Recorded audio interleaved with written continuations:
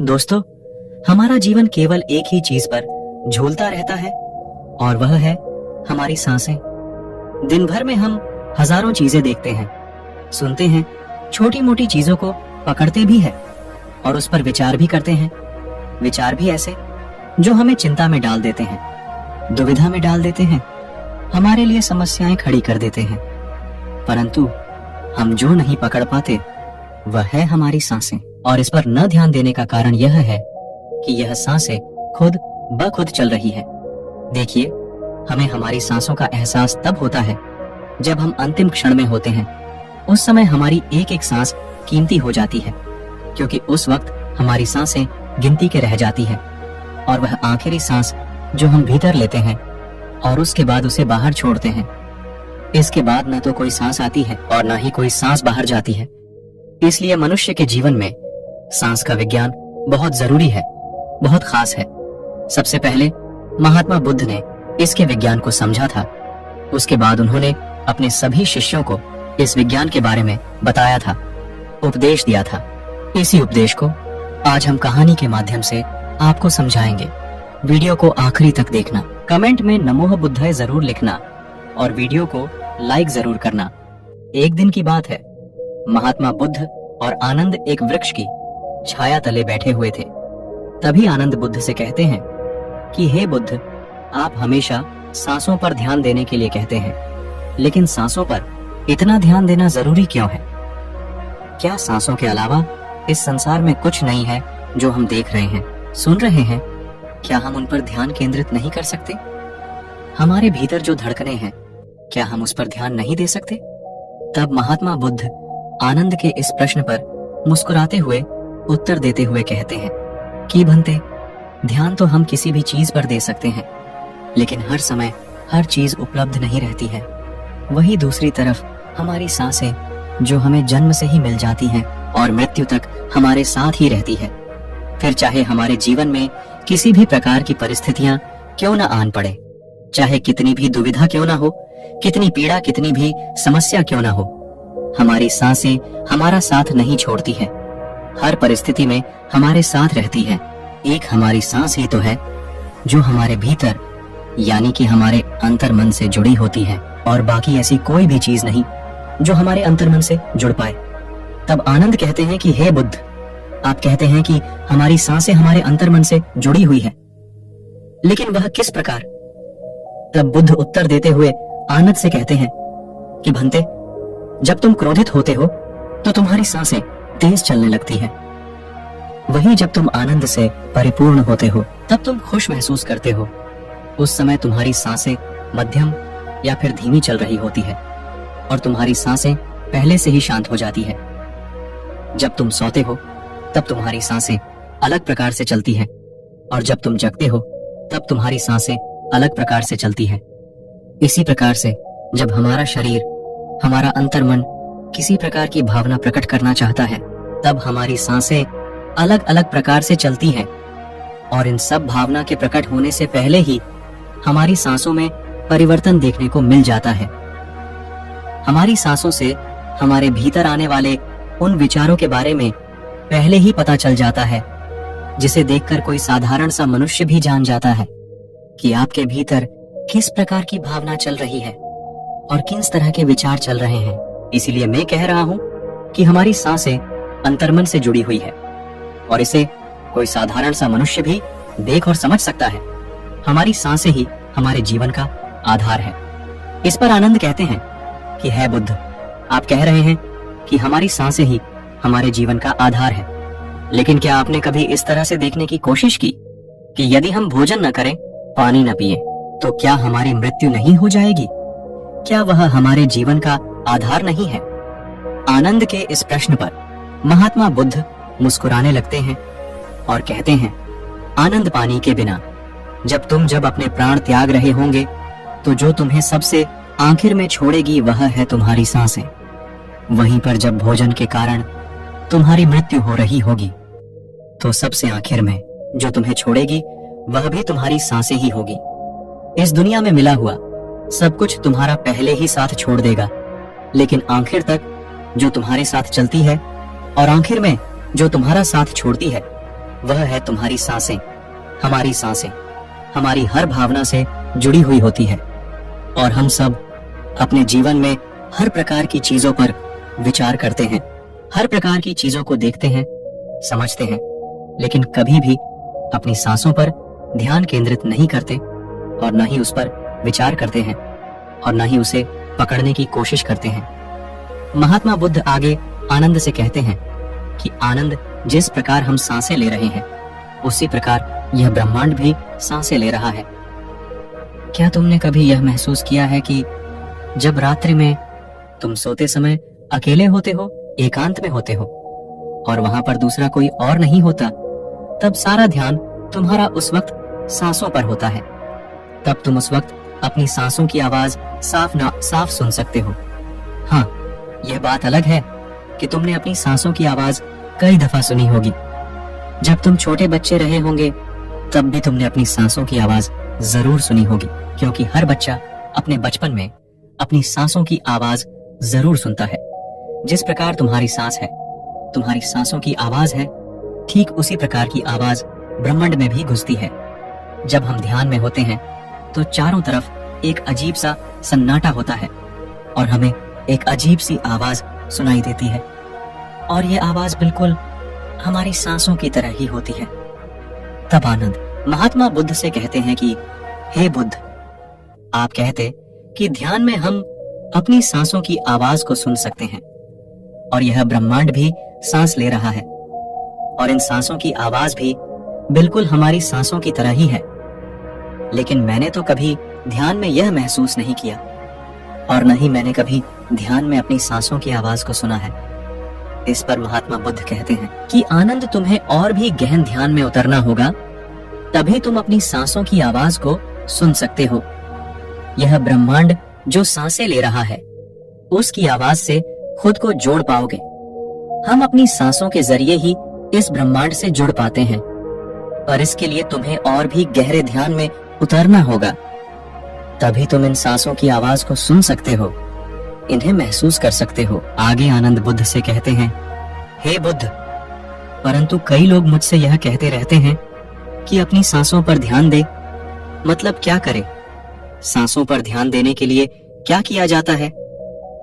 तब महात्मा बुद्ध इस प्रश्न का जवाब देते हुए कहते हैं कि आनंद, जब कोई अपनी सांसों पर ध्यान देता है तो उसका मतलब केवल सांसों पर ध्यान ही तो होता है, परंतु हम मनुष्य किसी भी चीज को कठिन रूप से लेते हैं।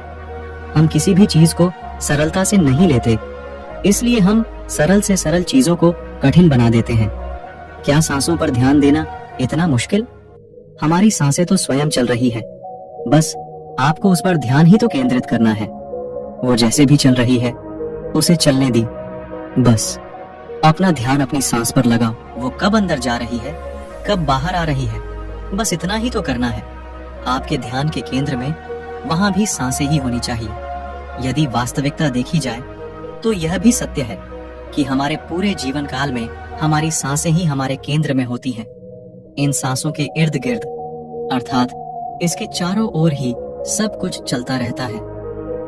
फिर वह चाहे आपके विचार हो, दुख हो, दर्द हो, रोना, चिल्लाना, प्रेम, ईर्ष्या, क्रोध, दया, करुणा, फिर वह चाहे किसी भी प्रकार की भावना क्यों ना हो, बस आपको अपनी सांसों पर ध्यान केंद्रित करना है और इन सभी विचारों को देखते जाना है और देखते ही देखते तुम इसमें निपुण हो जाओगे। फिर चाहे तुम्हारे इर्द गिर्द कुछ भी क्यों ना हो, तुम्हारा ध्यान केवल तुम्हारी सांसों पर ही होगा और अंत में तुम सत्य ही देख पाओगे। और तब तुम्हें इस बात का एहसास होगा कि तुम तो सांस नहीं ले रहे, सांस तो तुम्हारा शरीर ले रहा है और मैं तो कोई और हूं। मैं तो न सांस हूं और न ही शरीर हूं, मैं तो कुछ अलग ही हूं, मैं तो कुछ और ही हूं। जैसे किसी व्यक्ति की जब याददाश्त चली जाती है तो वह भूल जाता है कि वह कौन है, ठीक उसी प्रकार तुम्हें भी सत्य का ज्ञान हो। जब हम खुद से पहली बार मिलते हैं वहीं से हमारी यात्रा शुरू हो जाती है कि मैं कौन हूं। तब आनंद बुद्ध से कहते हैं कि हे बुद्ध, मैंने मान लिया कि जब हम ध्यान में होते हैं तो उस वक्त अपनी याद दास्त खो बैठते हैं, लेकिन यदि कोई ऐसा व्यक्ति है जो अपनी याद दास्त नहीं खोता, उसे अपने बारे में कुछ याद रहता है, फिर वह भला अपने आप से क्यों बोलेगा कि मैं कौन हूँ? उसे तो सब कुछ याद है। इसके जवाब में महात्मा बुद्ध आनंद से कहते हैं, भंते, वास्तव में हम जो भी है वह इस समाज द्वारा बनाया गया है।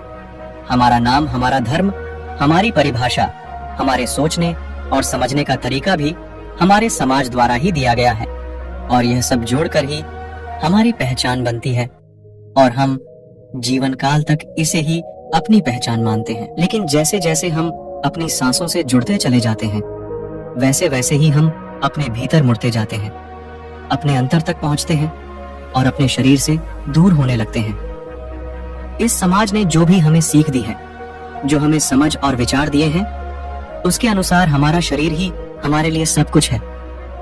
लेकिन जब हम ध्यान में उतरते हैं और खुद को पहचानते हैं, तो हम सबसे पहले अपने शरीर से ही दूर होते हैं और देखते ही देखते इस समाज के द्वारा दी गई हमारी सारी पहचान हमारी आंखों के सामने हमें झूठी लगने लगती है।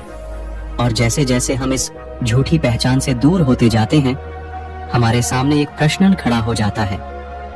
इस पर आनंद महात्मा बुद्ध से कहते हैं कि बुद्ध, वो कौन सा प्रश्न है? तब तथागत कहते हैं कि वह प्रश्न है, मैं कौन हूँ? अगर मेरी पहचान यह नहीं है तो मैं फिर कौन हूँ? मैं क्या हूँ? और यही वो पहला प्रश्न है जिस प्रश्न के कारण हमारे भीतर यह जिज्ञासा उठती है, खुद को पहचानने की तड़प उठती है। यही सबसे सही सवाल भी है और यहीं से हमारी यात्रा शुरू होती है, खुद को जानने की, खुद को पहचाने की। और इस यात्रा में शुरू से लेकर अंत तक जो हमारा साथ देती है वह है हमारी सांसें। तभी आनंद महात्मा बुद्ध से कहते हैं कि हे बुद्ध, आखिर हमारी सांसें खुद को पहचाने में हमारी मदद कैसे करती है? इस यात्रा में यह हमारा साथ कैसे देती है? तभी महात्मा बुद्ध आनंद को समझाते हुए कहते हैं कि भंते, तुमने कई प्रकार के मार्ग देखे होंगे और उनके बारे में सुना भी होगा। तुमने यह भी सुना होगा कि उस मार्ग पर चलना है, उस मार्ग से भटकना नहीं है, परंतु यह समझ नहीं आता कि आखिर वह मार्ग कौन सा है, क्योंकि इस दुनिया में कई प्रकार के मार्ग हैं और उनमें से कई मार्ग हमने देखे भी हैं। और मान लीजिए कि यदि आपने नहीं भी देखा तो उन मार्गों पर आपको तो चलना ही है, क्योंकि यह वही मार्ग है जिन पर चलकर हम अपनी मंजिल तक पहुंच सकते हैं, जो हमें हमारी आंखों से दिखाई पड़ते हैं। लेकिन हमारे अंतर में जो मार्ग है वह हम में दिखाई नहीं पड़ता। इस पर आनंद महात्मा बुद्ध से बड़े ही जिज्ञासा से कहते हैं कि हे बुद्ध, अगर हमारे अंतर का मार्ग हम में दिखाई ही नहीं पड़ता तो हम उस पर कैसे चल सकते हैं और अपनी मंजिल तक कैसे पहुंच सकते हैं? तभी महात्मा बुद्ध इस प्रश्न का जवाब देते हुए कहते हैं कि क्योंकि आनंद, यह मार्ग हमारी सांसों से बना है और तुम्हें अपनी सांसों पर ही चलना होता है। क्या तुमने गौर किया है कि हम जिंदगी भर यहाँ वहाँ की यात्रा करते रहते हैं, कौन कौन से मार्ग पर चलते रहते हैं, यहाँ से वहाँ घूमते रहते हैं, लेकिन इस धरती पर आप चाहे जितना भी चले हों, आपने बड़ी से बड़ी मंजिल तक का रास्ता भी तय किया हो, लेकिन वास्तविकता तो यह ही है कि यह कोई यात्रा नहीं है। यात्रा तो वह है जब आपने जन्म लिया और पहली सांस ली, और जिसकी आखिरी मंजिल आपकी आखिर सांस अर्थात मृत्यु है। हमारे जन्म से ही हम सांसों के माध्यम से अपने जीवन को जीते हैं, अपने जीवन की यात्रा में आगे बढ़ते हैं, और सांसों से ही आपके भीतर की यात्रा भी चलती है। इसलिए ये जरूरी है कि तुम अपनी सांसों की अहमियत को समझो, क्योंकि वास्तविकता देखी जाए तो सांसें ही समय है और समय सीमित है। और इस समय को व्यर्थ की चीजों में न लगाओ, व्यर्थ की चीजों में इसे बर्बाद मत करो, जो जरूरी है वह करो। मैं यह नहीं कहता है कि आप आध्यात्म के मार्ग पर ही चले, खुद की खोज करें। आप बाहर के जीवन में भी बहुत कुछ कर सकते हैं, लोगों के लिए, समाज के लिए, और भी बहुत कुछ जो आप करना चाहे वह सब आप कर सकते हैं। किंतु यह सब वही कर सकता है जो पहले से ही भीतर की ओर जी रहा है, जो पहले से ही अपने सांसों की अहमियत को जानता है, अपने सांसों के मार्ग पर चल रहा है, जो खुद को जानता है। क्योंकि जो लोग बाहर का जीवन जी रहे हैं, जो लोग बाहर की दुनिया को देख रहे हैं, वह लोग तो हमेशा से ही दुविधा में हैं। उन्हें तो खुद पर ही शक होता है, तो वैसे लोग भला अपनी मंजिल तक कैसे पहुंच सकते हैं? वह लोग सांसों के इस मार्ग को भला कैसे तय कर सकते हैं? उनका आधा से ज्यादा जीवन तो चिंता में ही डूब जाता है। वह लोग दूसरे के लिए भला क्या कर पाएंगे, समाज के लिए क्या कर पाएंगे? ऐसे लोग अपने पूरे जीवन काल में केवल भटकते ही रह जाते हैं और ऐसे लोग कभी अपनी मंजिल तक नहीं पहुंच पाते हैं। और जीवन के अंतिम समय में जब उनके पास सिर्फ गिनती की सांसें रह जाती हैं और तब उन्हें एहसास होता है कि उन्होंने तो कुछ किया ही नहीं, और तब उन्हें अपनी गलती का एहसास होता है, लेकिन तब तक समय उनके हाथों से निकल चुका होता है और तब उन्हें अपने जीने पर पछतावा होता है। और ऐसे लोग अपने अंतिम समय में रोते हैं, चिल्लाते हैं, बिलखते हैं कि काश उन्हें थोड़ा सा और समय मिल गया होता तो वह लोग दूसरे के लिए जरूर कुछ न कुछ करते, समाज के लिए अवश्य कुछ न कुछ करते। लेकिन वास्तविकता तो यह ही है कि अगर उन्हें कुछ समय और मिल जाता है तब भी वह कुछ नहीं करते, क्योंकि जब तक वह अपने भीतर की यात्रा में प्रवेश नहीं करेंगे, जब तक आप खुद को नहीं जानेंगे, तब तक आप दूसरे की मदद नहीं कर पाएंगे। आगे महात्मा बुद्ध आनंद से कहते हैं कि इसलिए आनंद अपने सांसों की अहमियत को समझो, इस समय को यूं ही व्यर्थ न जाने दो। तुम्हारा जीवन बहुत ही कीमती है, इसलिए अपने जीवन की कीमत को समझो और इसका सही उपयोग करो। इतना कहकर महात्मा बुद्ध मौन हो गए और आनंद को भी यह पता चल चुका था कि सांसों का हमारे जीवन में क्या अहमियत है और किस प्रकार से यह हमें आंतरिक और बाहरी दुनिया से जोड़े रखती है, और किस प्रकार से अपनी सांसों का इस्तेमाल करके हर बड़े से बड़े लक्ष्यों को हासिल कर सकते हैं। दोस्तों, हमारे साथ भी कुछ ऐसा ही होता है। हम अपने पूरे जीवन काल में महंगी से महंगी चीजों के पीछे भागते रहते हैं, अपनी इच्छाओं की पूर्ति करना चाहते हैं, लेकिन हम अपनी सबसे कीमती चीज अर्थात अपनी सांसों के बारे में भूल ही जाते हैं, जो कि सबसे ज्यादा कीमती है। हमारी सांसें ही हमारा समय है और समय कभी नहीं रुकता और समय बहुत सीमित है। इस बात का एहसास आपको कब होगा? जिन लोगों को इस बात का एहसास है वह अपने जीवन में आंतरिक यात्रा कर रहे हैं, जीवन के बड़े से बड़े लक्ष्यों को हासिल कर रहे हैं। उन्होंने अपने जीवन में ऊंचाइयों को हासिल किया है और वह लगातार ऊंचाइयों को हासिल करते भी जा रहे हैं। लेकिन अधिकांश लोग अब भी भटके हुए हैं। उन्हें यह समझ नहीं आ रहा कि यह समय हमारे साथ हमेशा नहीं रहने वाला। आज नहीं तो कल हमारी सांसें खत्म हो जाएगी और हमें इस शरीर को छोड़ना ही होगा। हम कितना भी रोए, चीखे, चिल्लाए, उससे कोई फर्क नहीं पड़ेगा। हमें और समय नहीं मिलेगा, इसलिए अपने समय की कद्र करें, अपने सांसों की कद्र करें, अपने आप को समझे और सही मार्ग पर चले।